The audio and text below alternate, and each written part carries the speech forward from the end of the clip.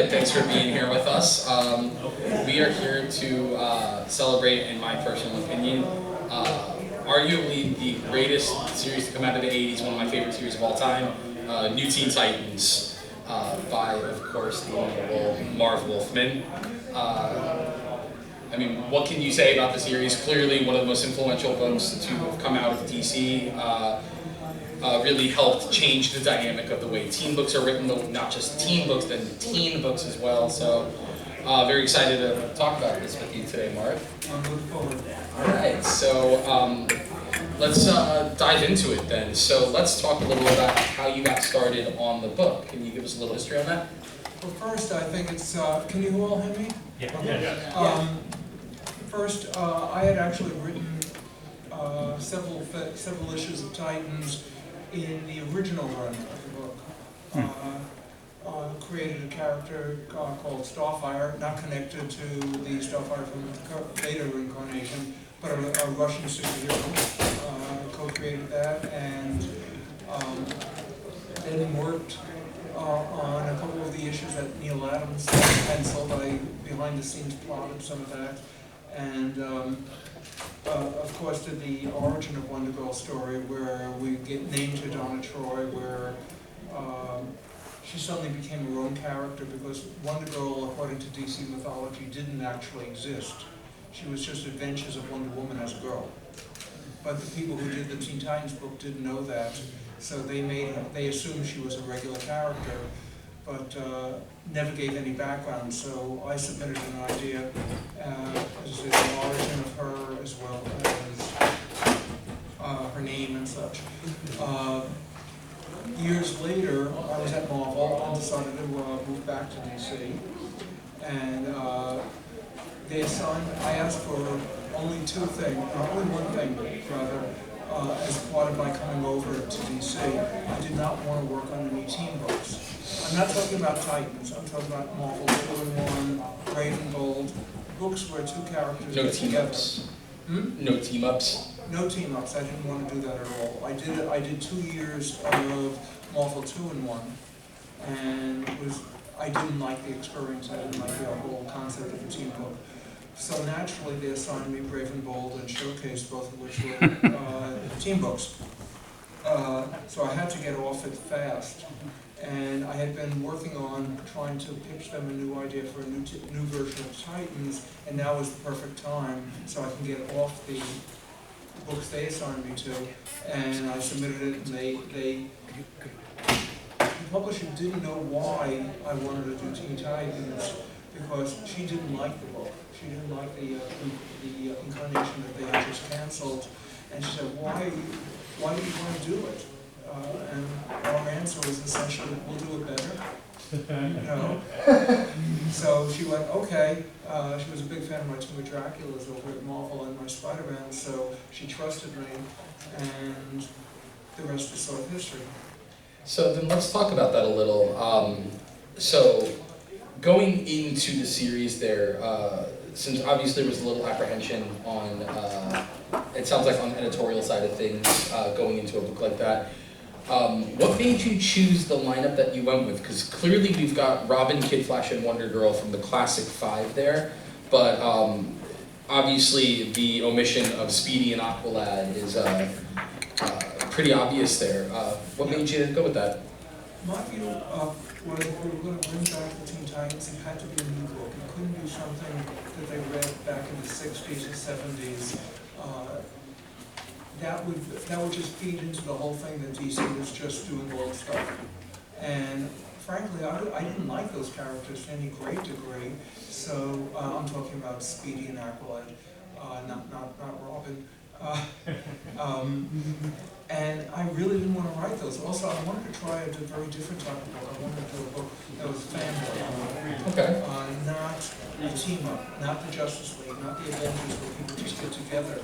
I wanted to do a family type book, and that meant creating new characters to fit into that paradigm. You know, for a while in the very beginning of the Titans, our version, George and my version, we used to get complaints all the time that we were ripping off X-Men. Well, one, no, because I wasn't reading X-Men. I wasn't an X-Men fan, so I never really read the book. And I announced without any shame, we were ripping off the Fantastic Four. So it wasn't ripping off the one they thought. Fantastic Four was a family book. And I like that aspect of the FF. I like the fact that they came together and stayed together because in a sense they had to. Johnny was Sue's sister. Ben was Reed's best friend from the war. They were all connected in ways that had nothing to do with fighting crime. So I wanted to do a family book, and essentially that created new characters to fill that in, to make it work as a different type of entity than a Justice League or an Avengers or any of the type of things that were done previously in any of the team-up type books. It's kind of interesting too, because at that point specifically, Speedy seems to be a pretty, and for lack of a better way to put it, Speedy seems to be a bit of a damaged character after Hard Traveling Heroes and the work that O'Neill and Adams had done to him specifically in Green Lantern, Green Arrow, and Aqualad, for the most part, often seems to get the short end of the stick amongst Titans revivals or different iterations of the Titans. The problem with Aqualad, and it has nothing to do with the character himself, but it forces you to do water stories. Yeah. And there's only a limited number that you can do. So Aqualad is great as a guest star, in my opinion, but not so good as a full-fledged team member. It's also why I didn't use Kid Flash all that much and got rid of him. Kid Flash is a great character, I love him, but here you have all the Titans sitting at Titan's Tower, and they get an alert that there's a crime happening across town. Before even Robin can get out of his chair, conceptually, Kid Flash should be there, stop the villain, and come back with the soda. It's a character that makes all the other characters useless, because he can just solve problems too fast and they can't move that fast. So what all writers do is they have him pacing the other characters. You always see them running towards the situation, and Kid Flash is there. You know, if the situation is bad enough to call out all the Titans, you don't hold back. Yeah. You don't wait. And I didn't want to even create that concept in the book, so he had to go. So, was he initially then, when you were putting the team together, was there a little bit of kind of push and pull? Did you want him there to begin with, or was the intention to have him there and eventually move him out? The idea was Raven had come to Earth. She had she needed a certain team, and she, in the book, sort of uses her abilities to get Kid Flash to do what she wants him to do. To fall in love with her? Yeah, it's revealed later, so he had to join the Titans. He had to be there because his powers specifically were needed. And therefore, we were using the character to create the Titans, but the idea was, once the Titans were created, he would be phased out because he realized he had been used by Raven. And he didn't want to be a hero again anyway, he had quit. This was like the final straw because he really fell for her. And it's not that she was bad, she was having to deal with the idea of Trigon coming to Earth. But she handled it badly because she's 16 years old, was born on another dimension, she had never really met people, she didn't know what to do, she didn't know how to handle things any better. But it's still the totally wrong thing to do, is to make people, hypnotize people into doing what you want them to do, especially fall in love. So it created the dynamic that I wanted and needed. How about, let's go into a character like Robin. Clearly Robin, out of every character in there, is the most clearly defined, and even your work with him defines him past the way everybody defined him.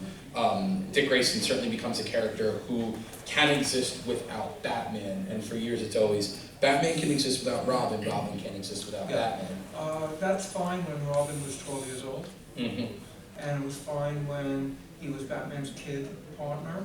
It wasn't fine when you're the leader of a group of people who were 18 to 21. Yeah. And so if he has to be the leader of the group, and I felt that he had to be the leader of the group, he has to grow up pretty quickly. He has to be an adult. When I was 18 and 19, I could handle everything that I needed to. One, I could vote, I could drive, I could have been, sent to Vietnam during the war because I was the right age at 18 and 19. The idea that he was still a little kid in the Batman book really made no sense to me. He had been around too long. They graduated him from college. I mean, he quit from college, so they were already saying that he was 19. Yeah. Or 20, depending on how things went.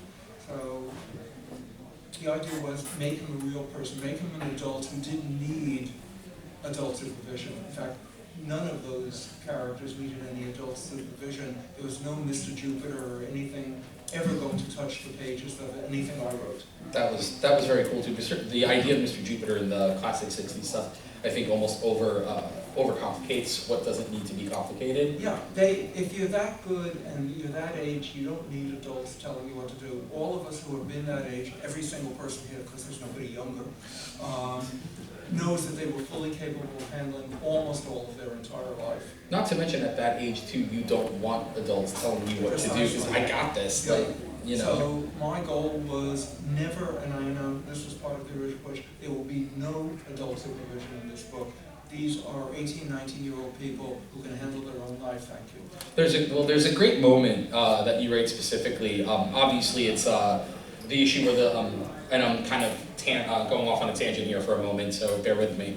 But there's an issue of the Titans where the Justice League and the Titans fight one another, and there's this great moment where you have Batman trying to lecture Robin within this big fight and everything, and of course Robin wants nothing of it, so Green Lantern comes in to attack, and in what is probably my favorite superhero fight of all time, because it's one panel and it's perfect, and it's just Robin whipping his yellow cape off, wraps it around Green Lantern's fist, can't use the ring, roundhouse kicks Green Lantern in the face, Robin can beat Green Lantern, and we will talk about that tomorrow. But anytime someone tells you, no, Green Lantern, no one can beat Green Lantern, just remember, a kid in pixie boots did. The big trick there was remembering that Robin had a yellow cape. Yep.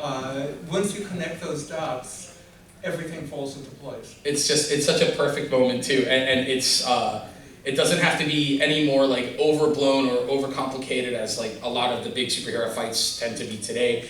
It's this perfect moment of 1, 2, 3, and it's so much fun. But moving back over here, let's talk a little bit about the characters that you got to create for the series. You already went in a little bit on Raven, but let's talk about Cyborg and Starfire. I mean, clearly, two of the breakout characters from the book and have transcended the Titans in ways that no one could have foreseen. I think probably the most, the character that the fans like the most is really Raven. Yeah. Which shocks me. I'm pleased because I think she's a great character, and I worked harder on her for trying to develop her backstory than I did on any of the others. Her story required so many layers to it because of what she was, but I didn't think she was necessarily going to be a character that the fans really embraced. Fortunately, they did. Interestingly, very young girls love her. Now, obviously, that's from the cartoon show, but she's still a bad girl there. Yeah. And the voice on that, Tara Strong does an incredible terrific voice. This may be a surprise, but I actually never wrote the story in the 16, 18 years I was on the book of why Starfire and Cyborg were picked by Raven. I actually had it. I have the complete story. I know why. And I told my editor that a couple of years ago and said, if you can get us to do a graphic novel, I would love to do that story. I just never did it in the comic. So, unfortunately, there's no place to do it, because I still love to do it. But every character in the Titans is a lead-in to a certain type of story. I wanted the ability to write any type of story I felt like at any given time. So if I wanted to do a science fiction story or a horror story or a detective story or whatever else, there's one Titan who could lead you into that. So you have Raven for anything horror, you had Starfire for anything science fiction, you had Robin for anything detective. Cyborg I wanted more street level because all the other characters lived in the sky, you know, except for Robin. Raven came from another dimension, Starfire is from another planet. You know, all these characters come from someplace else, and I wanted somebody New York. You know, and it's very cool too, because I mean, when you break them all down, like even Donna is technically from Paradise Island. Now Themyscira. Yeah, Changeling at that point too. I mean, couldn't Changeling and Kid Flash couldn't be further from that. Changeling in Hollywood with being a former child star, but then Kid Flash specifically, Nebraska. But he was also brought in. Kid Flash was drawn into the situation. Yeah. He was needed, so he got picked, but he was never going to be a regular member of the Titans for the same reason I just mentioned a few minutes ago. Just gets to places too fast. It's nice though too, because superhero stories, superheroes as a genre are super fluid and can combine with any other genre. And it's nice because as a whole, all of these characters, it becomes the genre that all of us can relate to, and it's the coming of age story. And it's so much fun to see all of those characters grow and develop. I mean, the tragic love story with Changeling and Terra is a perfect example of how to do the romance story in there as opposed to the romance with Robin and Starfire. Yeah, with Terra and Gar, it was a matter of if you honestly believe that they could redeem Terra, who the first time you see her, she's trying to destroy the Statue of Liberty, and the relationship with Gar, that sort of makes everyone feel that she is going to become the good girl. Yeah. Because God truly loves her and all of this. So a sequence like that, the whole concept of having that there was to further cement the idea that she would become a good girl, because she had repartee with him, and in comic book shorthand that pretty much meant love. Yeah. And that allowed us to further play with the readers and make them truly believe that Terra was going to be redeemed at the end. We knew from day one that she never would be. Our biggest struggle with that was always making sure we never fell in love with the character. We had to continually hate the character, otherwise we'd be giving into a very predictable story. Well, you always found ways to make her kind of likable and unlikable at the same time, and that likability really comes from those moments where Gar can kind of like feel something in a way that he doesn't get to, since he's kind of the kid brother there. Yeah, and also she would occasionally stammer when "you did this for me," things like that, and you honestly believe that, but she was a psychopath. Yeah. She could lie better than anyone, and there are people who they can't not lie, and they're so good with it, and she's like that. She was exactly like that. So all of those stammers were actually planned. They were in my original notes that she would be doing things like that in order to convince the readers that she was going to become a good girl. But no way, she was doomed to die. So then, talking about her psychopathic, sociopathic tendencies, you can't talk about her and not talk about Deathstroke the Terminator. I mean, obviously one of... This is all spoiler, obviously. If you guys haven't read this, I would walk out now.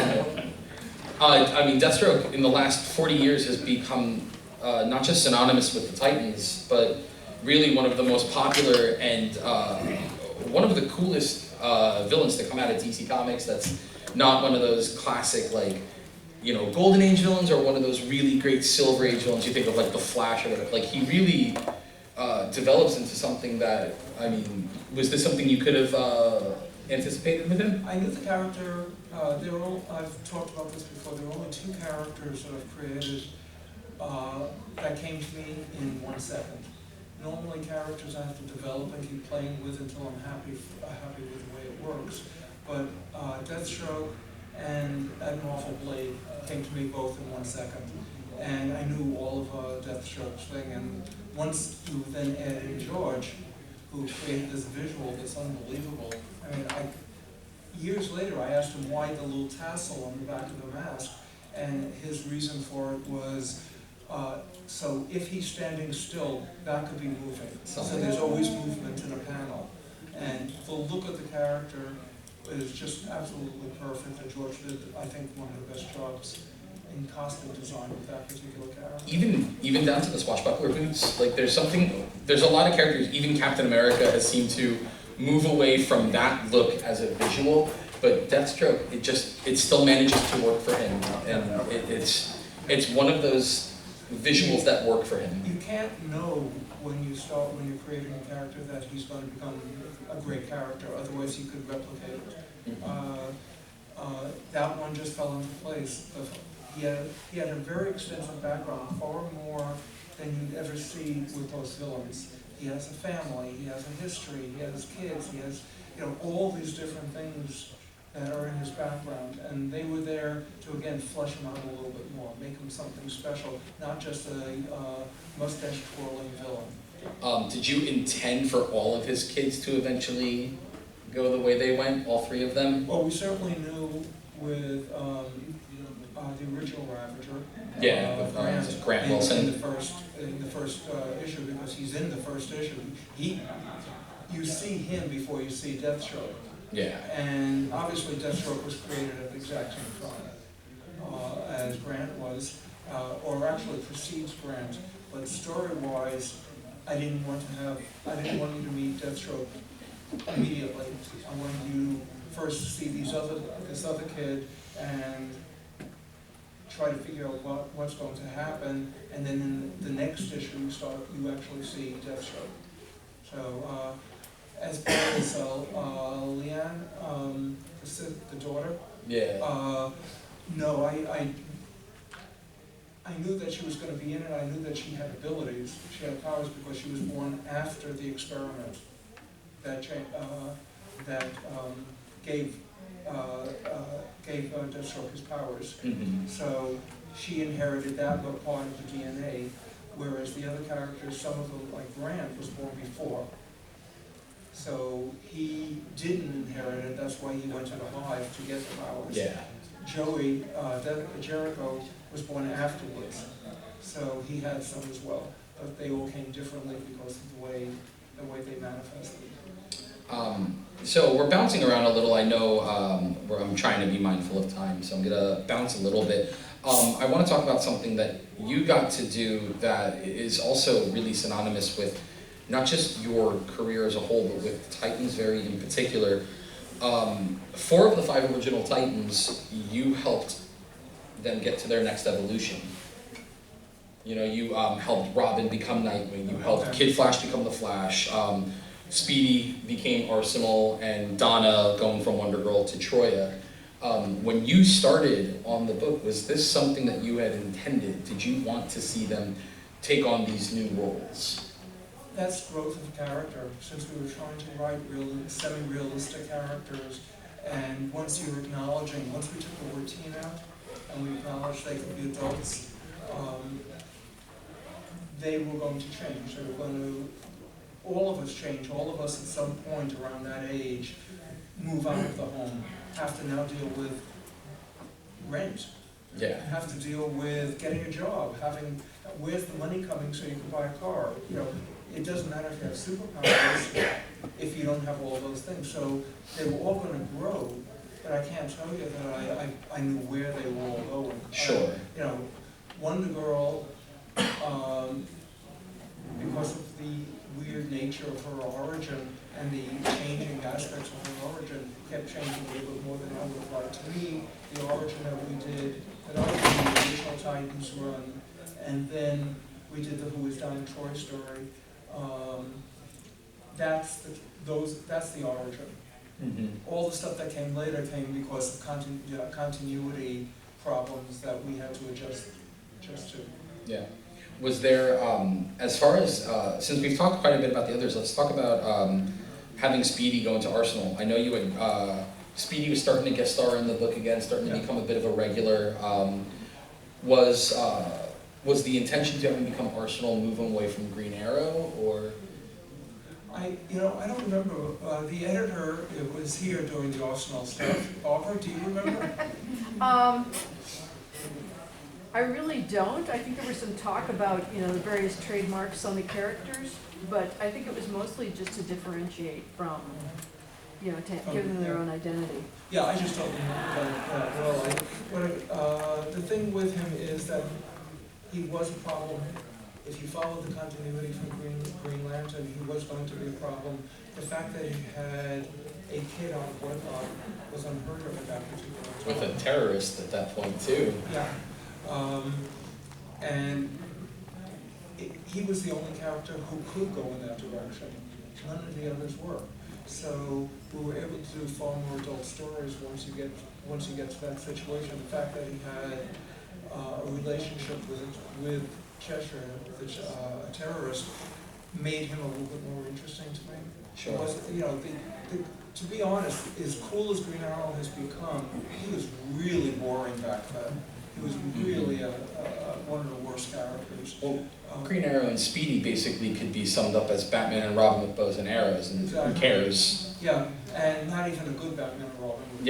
All silly ones. Now he's cool. They certainly the TV people did wonderful stuff with Sure. him. Mike Grell did a great series with him, but they had to change what made it work.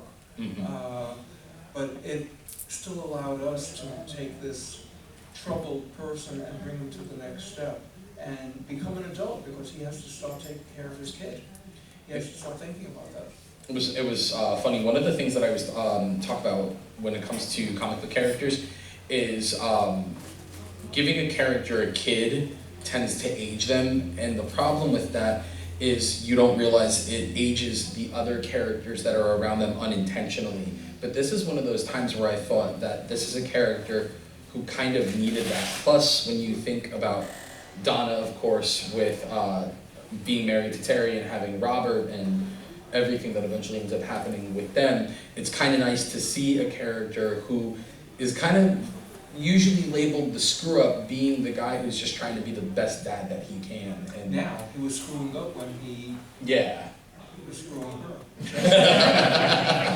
So it's a lot of fun, and Barbara, since you're here, I kind of want to bring this up, and hi. What was it like, especially at that point, and I believe this is when you were editing the book, the team was a little haphazard there. You've got Wonder Girl leading the team, and then Wally is back as the Flash. Cyborg is still there. Jason Todd is Robin on the Titans for a hot minute, and then Hawk and Dove. Now you're into Jonathan's era. What's that? Now you're into Jonathan's era, beyond me. Okay, I just wanted to make sure. I couldn't remember who was editing on that point. I'm sorry about that. That's okay. So that wasn't. My hearing is very bad. Sorry about that. No, that wasn't her era on the book, but that always seems to be a period of the team that seems to be forgotten, is with Wonder Girl leading the team and Flash. In many ways, I was going through a writer's block at that point, and I don't even remember most of those stories because they weren't really memorable. Yeah. But the book came back later, and certainly at least whatever I've done with some of those characters since has been much, much stronger. Yeah. So then let's kind of go back a little bit then. Let's talk about working with George Perez. I mean, the two of you are synonymous with one another, and in a couple hours we'll have a Crisis on Infinite Earths panel, so come and talk about that. But you guys just seem to work together perfectly. It's, George was without doubt probably the best partner on a book that I've ever had. We are friends, and we've stayed friends, which is very unusual, I gather, in the comic industry. That hasn't changed at all. When he's in LA, he'll call and we'll get together for dinner or something. We early on made a realization that it was more important to us that we function well together and that we work on this book together. I'd come in with the story ideas to all the meetings. They would all be, to some degree, but not broken down totally. Then he and I would go over it and start breaking it down, and then he'd go off and draw it. But the goal was, in many ways, if one of us disagreed with any part of what we had planned, we don't argue about it. We just drop it and go and find another avenue that both of us can agree on. So in the entire time we worked together, whether it's on Titans Crisis, later Titan stories, and even some other stuff, we never once had an argument because we stopped it cold with, I don't know, okay, let's figure out something better, and not try to defend the work that we had done. It didn't matter if it was my original idea or his original idea. Let's come up with something together. And that kept us never having to argue. Yeah, there's always, you always sometimes get these really like iconic teams that kind of split apart, and it often seems to be an ego thing, but it's really cool to hear that you guys could find a way to work with one another where it's seamless. I think in most cases it is ego, as you say, but I had a great success with Dracula, Dracula at Marvel. George had a great success with the Avengers. We had our big highlight spotlight moment. We weren't, at this point, weren't searching for that. We weren't looking for that. We were looking just to do, we didn't think that Titans would sell because DC wasn't selling very well at that particular time. So as long as it lasted, we just wanted to do what we wanted to do and have the most fun with it. And you're not going to have fun if you're fighting your partner. Were there any stories that got rejected from editorial that you would have liked to have done? Fortunately, I was the editor for most of that run, or in charge. I think you're at least like higher above, I should say. They saw that we were outselling every other DC book 4-1, so, and literally 4-1, so they pretty much left us alone. Yeah, it's pretty cool. It's kind of nice because when you look back on that period, and you had mentioned earlier the X-Men, there's always this comparison between the two books, between New Teen Titans and Uncanny X-Men, how New Teen Titans really defines DC at that period, and Uncanny X-Men does the same for Marvel. How did it go about working on Uncanny X-Men, New Teen Titans? I'm not sure what your question is. How did that start? The crossover. The crossover. You're talking about the actual The Marvel, Titans. the Marvel DC X-Men Titans crossover. They were doing the Superman, Spider-Man one, the Hulk, and Batman, and at that point, X-Men was the #1 selling book at Marvel, Titans was the #1 selling book at DC, so somebody went, duh. And it's not a hard thing to do. Let's put those two together. And I was a consultant on that, and Chris was going to be a consultant on the second one, but we never got that. Jim Shooter killed that. The villains, just for those who would care, were going to be the Hellfire Club and Brother Blood. Okay, that would have been extremely cool, especially the Brother Blood side of that. That's pretty awesome.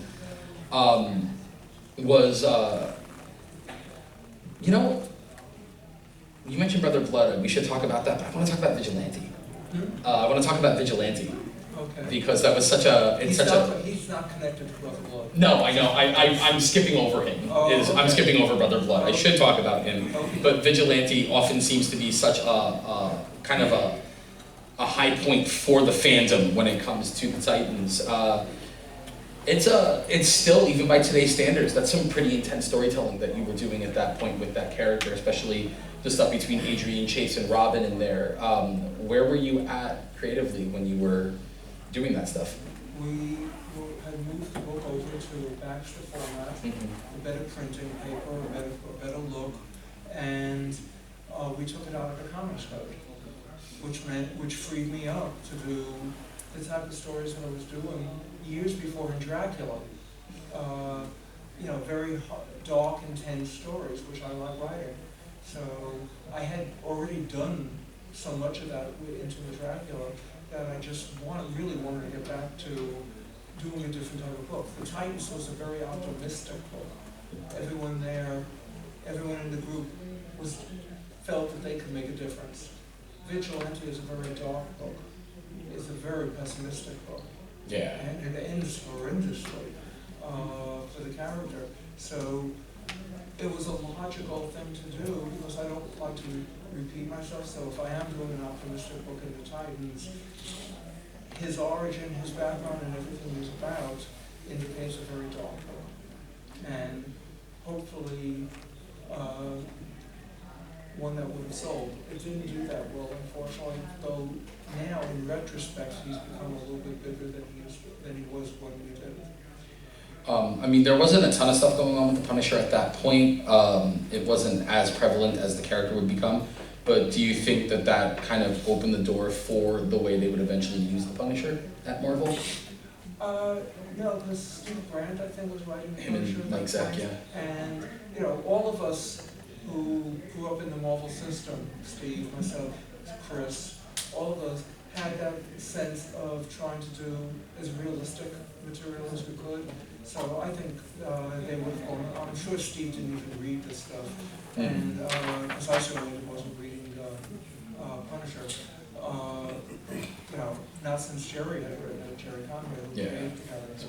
So I think we all went off and did what we do, but we all had the same background, so it's not surprising that those characters, you know, would be influenced. But neither of us, I'm sure, read the other person's book. It's cool though too, because you talk about how the Titans are such an optimistic book and they were such an optimistic team, but the insertion of Vigilante into all of that really takes all of those characters, especially Robin, to a pretty dark place for them. Did you catch any pushback from the fandom at all in any way, or do you think overall it was received pretty positively? I honestly don't remember. Yeah. You know, no, I don't remember. There's a few other things I want to talk about, but while we have some time, do we have any audience questions for Marv? Not everybody at once. Don't be shy. When you worked with Perez, how did you do the scripts? I know you were saying you were working together. So, in the Marvel style, which you said, you know, he'd draw it, you'd fill it in. How did you two work together? How did that work? Did you write a full script, partial script? No, there's no when you're working with someone like George, who's a really good storyteller, I mean, tremendously good. Forget how good his artwork is, his storytelling's even better. And there's no reason to give him a full script. In fact, that would hold him back. I come in with the idea. In the beginning, I wrote out plots. And in the very beginning, for a year or two, I would write a plot. Now, that's the way I did at Marvel. That's the way George and I worked at Marvel together. Because he and I did a Fantastic Four, and we did some other work together. And that's the type of plotting he liked to work from. He liked to be able to take what was given to him and then go off and play with it. Later on, as the two of us totally meshed with our ideas, and amazingly so, I would come in with the idea. We'd go out to a diner, and since he lived 4 blocks from my house, so we'd meet at this diner, and I'd come in with the idea, and then we'd break it down together. And sometimes it was, don't worry about that, I'll handle it. George saying, I can figure this out. So it morphed depending on how much time George had. If he was really caught short, maybe I would do a little bit tighter plot. If he was fine, then it was maybe not even written out, just the two of us talking it out. But I'd always come in with the idea. A quick nerdy question. I love the new Teen Titans, many memorable issues. For me, some of the early memorable issues that I really liked, the search for the Doom Patrol and the conflict with the Titans of Myth. Are those memorable issues for you, and what made you think of writing them? Which was the one before? The search for the Doom Patrol? Oh yeah, I was a big Doom Patrol fan. I loved the book, and when I announced that I wanted to do it, most of the company was against it, because they thought that Doom Patrol wasn't a very good book, and I said, they were really good, they were not really wrong, so I did it anyway. I liked what we did there. Titans of Myth was because George wasn't going to be on the book for those 5 issues, and we had Jose Luis Garcia Lopez. And when you're thinking of a story for Jose, who's possibly the best artist in the history of comics, you want to use him. That's not a story where you want him to draw headshots. So the biggest thing I could think of that would tie into the Titans would be all the gods from Themyscira. So those are definitely some of my favorites. Another one that most people don't ever talk about is one that George and I did called A Pretty Girl Is Like a Malady. I think it's issue 17 or 18, about the Russian Starfighter character comes back. And I really love that story. It's a real character-driven story. Is that eventually where he takes on the Red Star moniker? Or is that a little bit later? I think he takes it on later when he comes back as a friend. In this one, he's still in the essentially still in the green outfit at that point. I think. It's been a while since I've looked at it. Any other? Yes. Have you seen the new live version of the Teen Titans? Of course. And what do you think of that? How well it's done? Really like it a lot. I didn't care for the first episodes of either season, and then it found itself and became real good. It's just the first 2 episodes of season 1. I don't think they had it down exactly right, but they really caught it with the 3rd one, and I loved it from that point on. I don't, by the way, in case you're I don't look at it as whether or not it's faithful to my stuff. Nobody's going to get into my head or George's head and know exactly what we're doing. I enjoy watching the show. It's a good show on its own, and I don't worry about it whether it follows exactly, and it does. It pretty much follows a lot of what we do, but that's not my concern when I'm looking at TV, because it has no influence on what I did. They're influenced by what I did. I'm not influenced by what they did, because I did it years before. So what I'm interested in is, are the characters fairly true to type? And they are. And is it the type of story that fits for the Titans? And so far, yes. Yeah. The DC animated films, the Teen Titans, the 2 Teen Titans films, Justice League versus Teen Titans, and the Judas Contract. What did you guys think of those? Which was the one outside of the Judas Contract? Justice League versus Teen Titans. It's basically when Trigon comes down. I have to be honest, I don't remember that one. Huh. I like the other one though. Judas Contract was very good. Yeah. Again, it's not exactly what we did, but it's a different medium, it's a different thing, so I don't look at it, if I looked at it as how faithful they are to what I wrote 35 years ago, I would be disappointed by everything, including what I wrote today. So I just look at it as, is it an interesting story and does it work for the characters that they've set up and the versions of the characters that they've set up. More? Okay. Well, let's talk a little about the Judas Contract then. I mean, I don't think it's arguable. I think for the most part, it's pretty much everybody's favorite Titan story of all time. Yeah, it's a great book. It's, I mean, what else can you say about it other than completely influential and more importantly, pretty essential comic book reading. How do you feel about the legacy that it has and what it's done for not just the characters in there, but what it's done for writers going forward? Well, I don't, that you'd have to ask them, because I have no idea what they think the process says. I knew it was a really good story from the moment